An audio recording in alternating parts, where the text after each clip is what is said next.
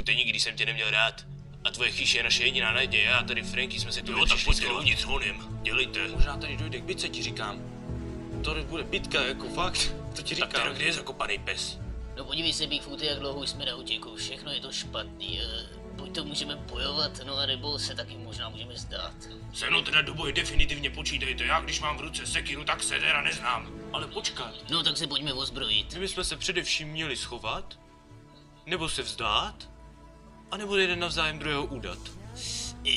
No podívej se, nábojů dneska máme dost, takže dneska to vyválčíme, ale jak to bude vypadat zítra, to nevím. No jako já je rozsekám sekiru, na to můžete vzít jako 100% jed. Dobrý večer ve spolek.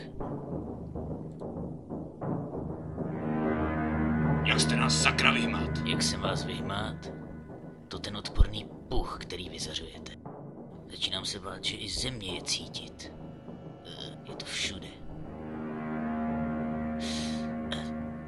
Jste jim přímo nasáklí. Jako pijavice. A co teď jako máte v plánu, pane Kolombe? Co mám v plánu? Venku je 25 pozuby ozbrojených maníků, kteří jsou schopní na můj povel z téhle zasraný chyše nadělat hromadu suti. To za prvý. A za druhý tady mám zatykač. Který buď to podepíšete, odejdete po svých.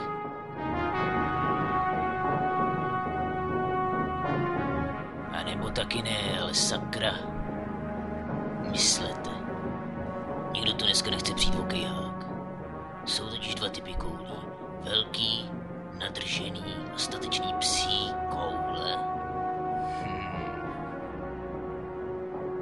Jo, a malý buzerantský koule, jo, to známe, ale co bude se mnou? Já taky půjdu do lochu, nebo co, sakra? Ty i dvakrát. Ty rozplizlá hříčko přírody. Tak tedy dobrá, my podepíšeme a půjdeme na pár let do chládku, jak vy říkáte, tam si pročistíme hlavu. A až tam tu dobu posedíme, tak vymyslíme plán útěku a utečeme, protože to bude lehké jako ta stará smrdutá bačkora.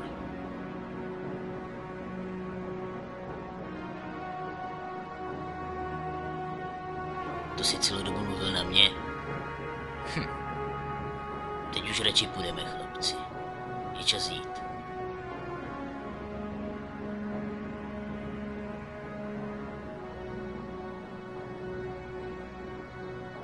Tak jdeme. Game over, Bigfoote. Jdeme do báně. No tak jdu zas jednou za čas do vězení, no to tak prostě někdy bývá v životě.